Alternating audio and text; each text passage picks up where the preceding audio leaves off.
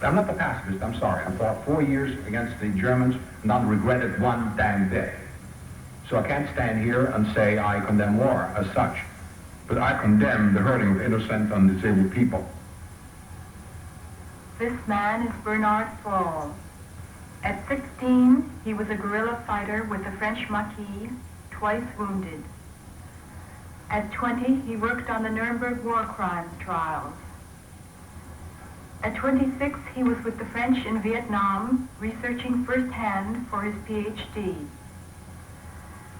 At 40, he had written 7 books and over 200 articles on Vietnam. He was an expert who lectured to military colleges, spoke before congressional committees, and published in 3 languages. A political science professor who loved the camaraderie of soldiers.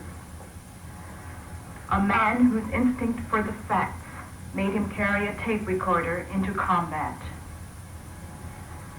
A humanitarian who studied war in search for peace. In this search, he died. On operations with the 9th Marine Regiment on the Street Without Joy in South Vietnam on February 21st, 1967, Bernard Fall was killed by a BC landmine. He was my husband. Shortly before his death, he wrote this letter to me. On the envelope was written, "Send only in case of serious accident to Mrs. Dorothy Fall." The letter reads, "Darling, you will see this only if anything has happened. I want you to know that I loved you and the children terribly much and was proud of you. If I assumed the risks I did in this incredibly stupid and brutal war, I did so because somebody had to be a witness to what was happening. I hope that those poor blind men who direct America's policies will awaken to the real facts before it is too late. In that case, whatever happened to me will not have happened in vain. I know that you will be thinking of me as I will think of you, no matter where I will be. Love, Bernard." My husband spoke and wrote fearlessly, regardless of opposition or threats of persecution, because he believed that it is more important than ever not to succumb to the temptation of the easy way out, no matter how difficult the trail of the truth or how heavy the burden of the record.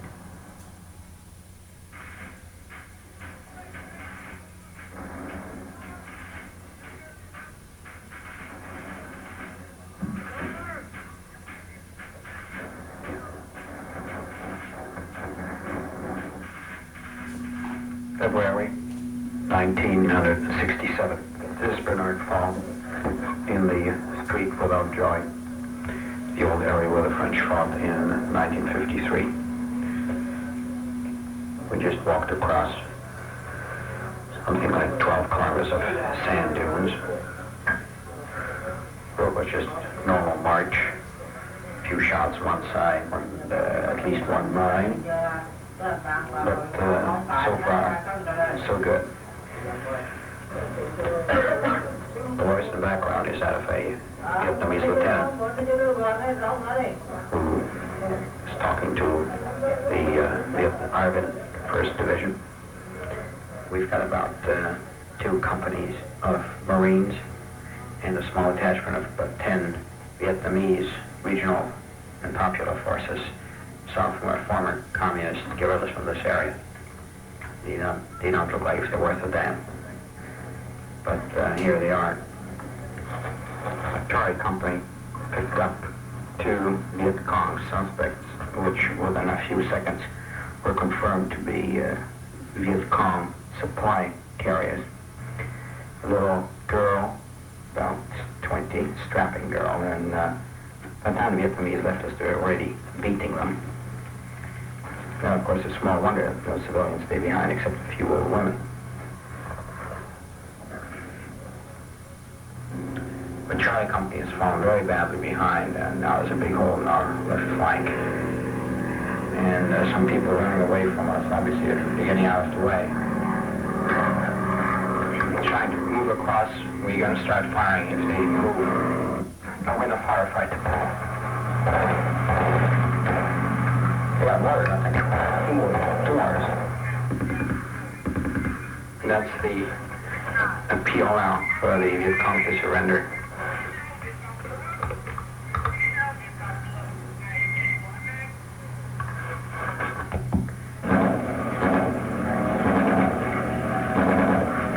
Machine gun fire. To our right.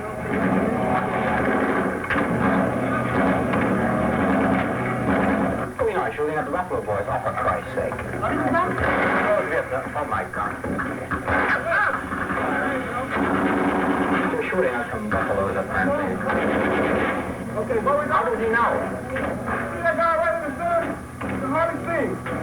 It's impossible at 500 meters to distinguish what. There's no return fire, whatever.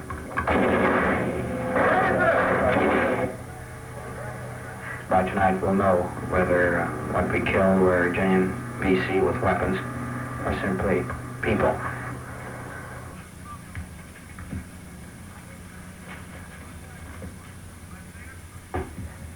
About 4:30, shadows are lengthening, and we've reached one of our phase lines after the firefight, and it smells bad, meaning it's a little bit suspicious. Could be now. The landmine which took Bernard's life has not stilled his voice.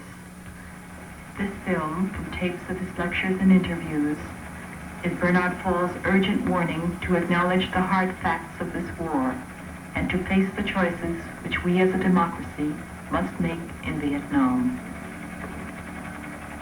I had an American officer out to Vietnam last summer said to me, he says, this is Vietnam for you. 10 years ago, we could have had a land reform with a piece of paper. Just by getting the Vietnamese government to issue a decree on land reform and then do something about it. 5 years ago, we could have bought the land. And now we got to pay for it with blood, acre by acre.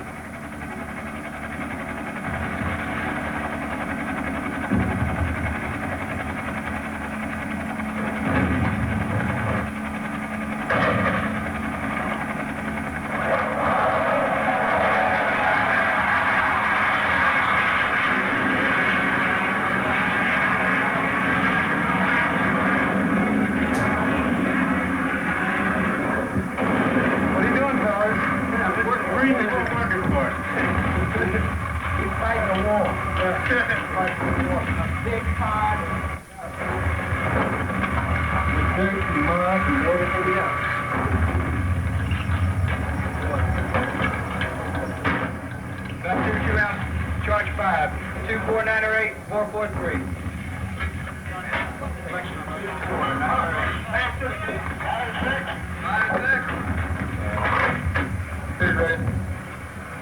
Fire!